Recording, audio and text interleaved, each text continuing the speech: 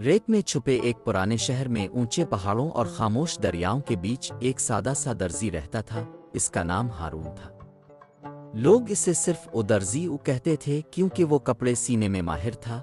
वो अमीरों के लिए खूबसूरत लिबास सीता और गरीबों के फटे पुराने कपड़ों की मरम्मत करता। इसकी छोटी सी दुकान बाजार के कोने में एक पुराने दरख्त के नीचे थी।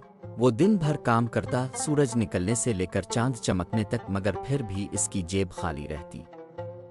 इसका दिल हमेशा अल्लाह से दुआ करता रहता, आ अल्लाह मेरे लिए रिस्क के दरवाजे खोल दे जैसे तूने पहले लोगों के लिए खोले थे।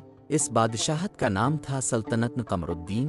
बादशाह बहुत इंसाफ पसंद था, सच्चों को इनाम देता और झूठों को सजा। मगर फिर भी हारून की जिंदगी में मुश्किलात थी। खाने को कुछ ना था, कर्ज उसके सर पर बोझ की तरह था। एक शाम मगरिब के बाद एक बुजुर्ग उसकी दुकान पर आए। उनकी दाढ़ी दूध जैसी सफ़ेद थी और आंखें इल्म से भरी हुई। उन्होंने कपड़ों का एक गट्ठा मेज पर रखा और कहा, बेटा मैं ये कपड़े सिलवाने नहीं आया बल्कि देने आया हूँ। हारून हैरान हो गया, बाबा अब देने क्यों आए हैं?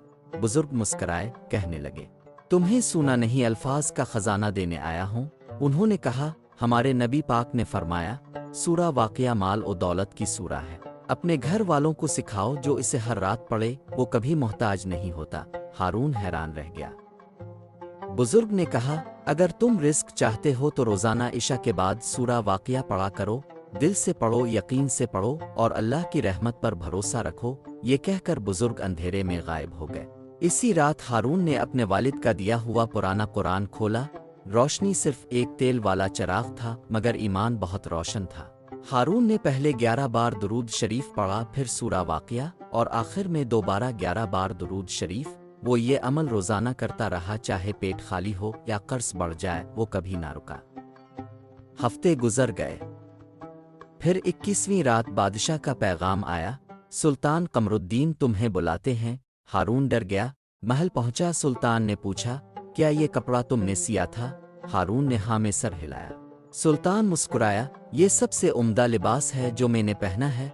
आज से तुम शाही दर्जी हो। तुम्हारी दुकान महल के करीब होगी।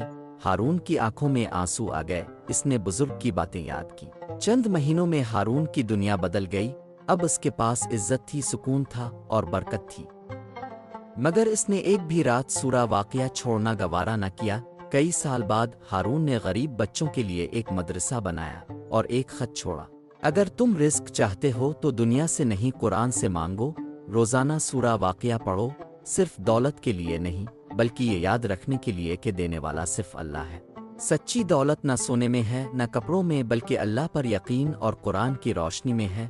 जो दिल से सूरा वाक़िया को थाम लेता है, अल्लाह ऐसे दरवाजे खोलता है जो बादशाह भी नहीं खोल सकते।